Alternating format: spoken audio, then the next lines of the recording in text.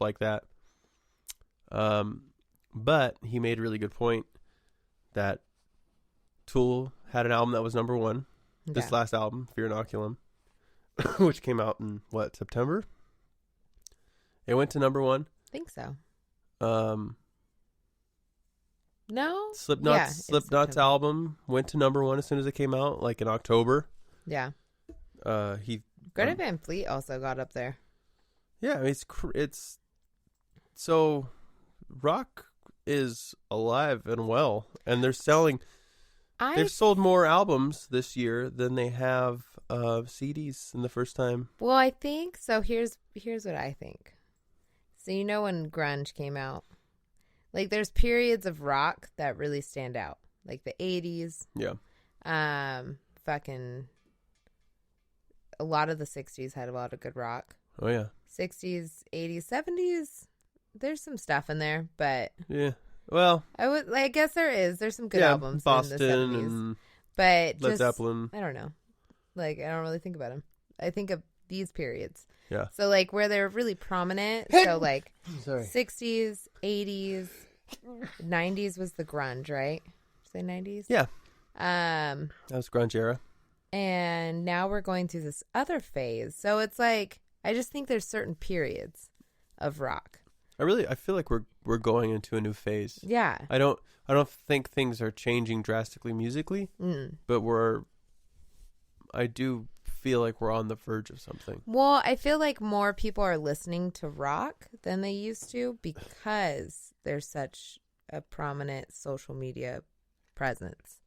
So you're getting more of these things where like if someone sees something cool on one of these guys' page, you follow them. Yeah, and you share it. Yeah, and you share it, and you end up usually tagging someone something. Like, who would have thought that I would follow Scott Reeder and Scott Reeder would follow me?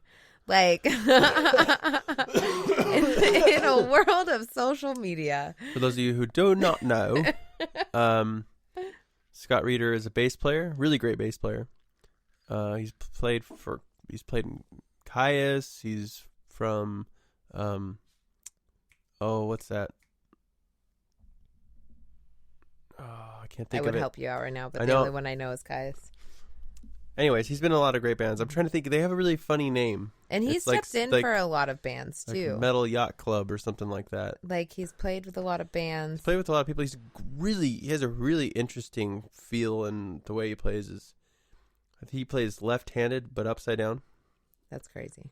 So it's very, very, very interesting. But who knew? I started following him because Marty tagged me to post that he had posted about his little Chihuahua. Cute. And then that Chihuahua passed away. Very sad. And then he got Peach. Is it Peaches? I don't know. Maybe I don't follow Peaches. his dogs that much. I mean, I like his pictures. His dogs are adorable. But he got another little Chihuahua. And for a while, I would comment on each photo. And on my birthday, he followed me. Cute. It was meant to be. That's awesome. But yeah, like that kind of stuff. And like, I also appreciate rock because of you more so. Like, I loved rock when I was younger. And I went through the 90s thing where I loved all the grunge rock. Yeah. But I kind of fell out of it and never really went back. And then when we got together, really started going back to like Foo Fighters and Nirvana, just like hearing the rawness that they would produce. And then Queens of the Stone Age you got me into Eagles of Death Metal. And I'm always looking. By the way, if you guys have any suggestions like, oh, you got to hear this band, always tell us. Yeah, let us know. We love listening to music. leadanotherpod@gmail.com. That's our email. Email us. leadanotherpod@gmail.com. Did I tell you about Rory Scovel, that comedian? I don't think so. So who is that? Can you remind me? I don't know if I watched his special.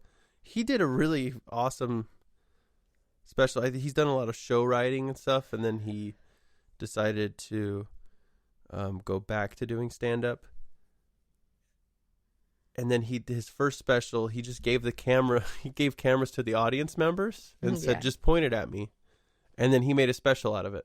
And it's awesome. That's funny. But I think he's got really great ideas, but he this last Tool tour, he decided to do a comedians following Tool tour. I saw that. So everywhere Tool has a show, they go to that town, and then it's like him and a bunch of other comedians, and they're on like a real tour. It just so happens to be in sync with Tool's tour. Yeah, it's hilarious. And actually, last night, Adam Jones, the guitar player for Tool, went to their show. That's awesome. Yeah, it's pretty awesome. That's so cool. And I also think that's another thing. Comedy's really made a comeback. It is crazy popping right now. I don't think I've ever seen in my life this much of a comedian presence. There's like 1,000 specials out. It's crazy. And half of them, I don't even know who they are, but some of them are really good. I've come across a few that, I randomly decide to watch, and I'm like, oh, I like this person. That's how I found Rory Scovel. Mm-hmm. I don't even know if I'm saying his name right. I like that one Canadian girl. There's 2 Canadians, I think, that I like. So many Canadians. I think I really like Canadian humor. Anything that's produced out of Canada, comes out of Canada, I usually like it. Like the arts in Canada, pretty strong. Trailer Park Boys was hilarious. Canada. Ooh, I want to pop his little head off. They're falling asleep so hard right now. And they're so cute. Oh, babies. It's adorable. So there's, can't wait until I pay off my credit card debts. There's a job right now for being a kennel caretaker.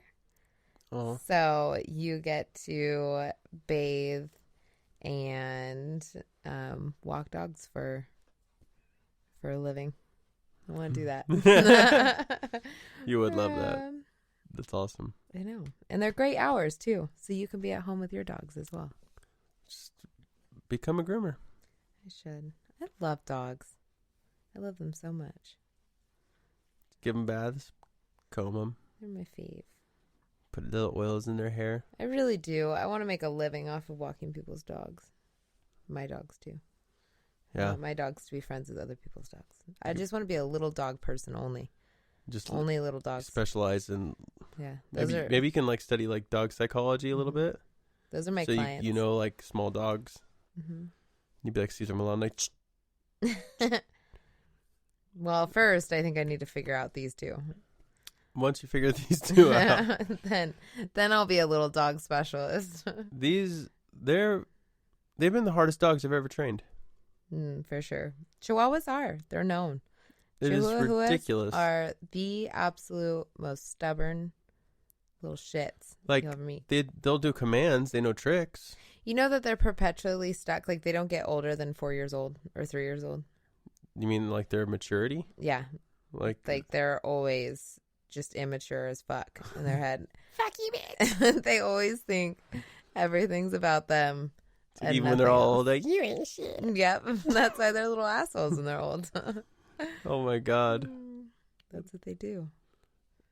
I don't understand.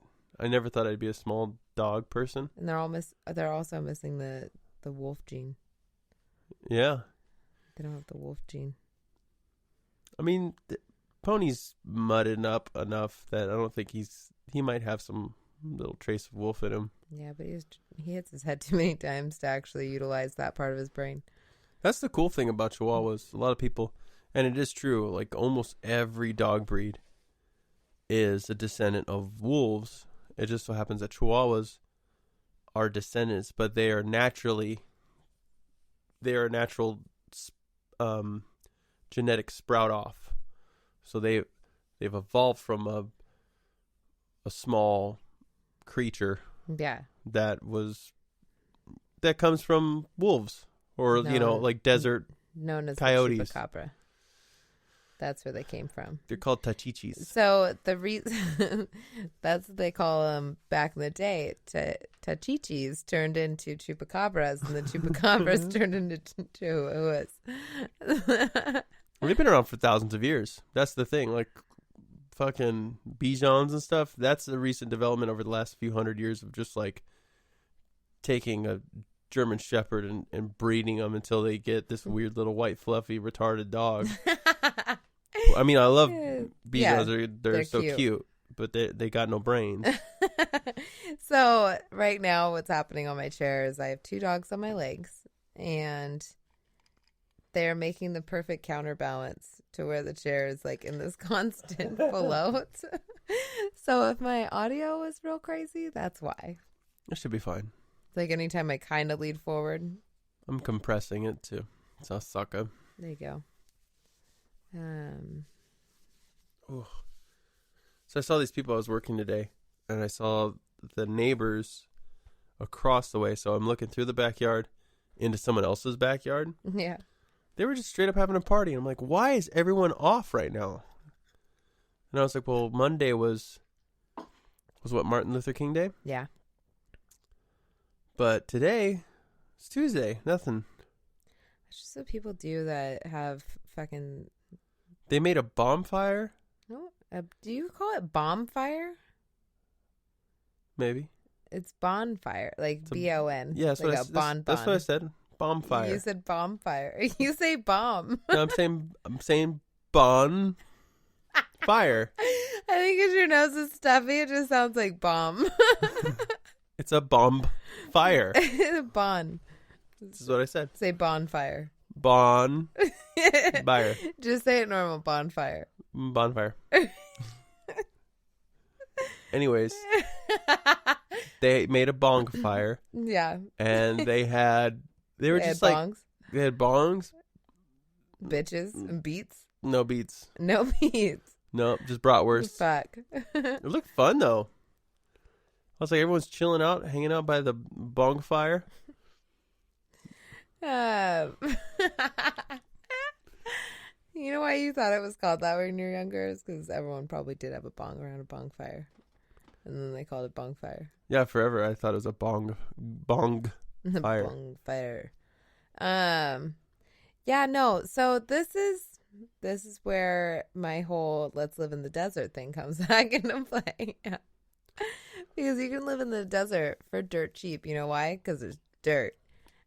Nothing but dirt. And fuck it. We could also find a place. I want to buy a house in the desert. I would like to buy a house up here. Unfortunately, so many people have come up here in the last fucking year that we've been here. Sons of bitches. That the normal house price right now is like $300,000. It's climbing. It's getting higher. Remember when we moved first here too late? We moved here came too late. out here and we were like 4 years ago. $120,000 for a house. That was in the really nice neighborhood. Yeah, and now the really nice neighborhood is like $450. Like on South Hill, there's some nice pockets. Aunt Julian Thumper's house is $450 right now. It's crazy. If they update that kitchen, easy $550. They bought it for $75 and a pack of gum and $85. Mm-hmm. Something like that, I'm sure. It's insane. I just can't believe it. It's pissing me off. I know, me too. Fucking Californians. But yeah, the desert is still staying very empty. So yeah. it's a good part about the desert. I thought Josh Homme made a good point about living in the desert. He goes, you see it yearly, and there's fads that happen where people from LA go out there and they go, oh my God, it's so wonderful. Let's buy a house out here. It's so magical. And then they actually live there for a little bit and experience what desert living is. Yeah, like actual it's a summers. Harsh area. I mean, it's no joke. They just found human remains in Joshua Tree. They did it with some Canadian guy. Before we got snow, it snowed like 7-8 inches in Pioneer Town, Yucca Valley, and up in Joshua Tree. The winds can be brutal. Yeah. It also could be like crazy hot. Mm-hmm. Some of those beautiful sunsets and sunrises you'll ever see in your life, but it's harsh. It's not easy. It's super harsh. But you know what is really cool is that these people that did come from LA, bought a bunch of places, are now selling those places for still cheap because no one else will buy them. Yeah. But they're all done, and they have like those beautiful fucking cement floors, the ones that are all polished, Oh, yeah. They got those, the like concrete that. floors. Ooh, that keeps... I've noticed this. No one talks about it. carpet makes a house warmer. Oh, for sure. You have all this coolness radiating from the soil. If you have carpet, it's going to be way warmer. I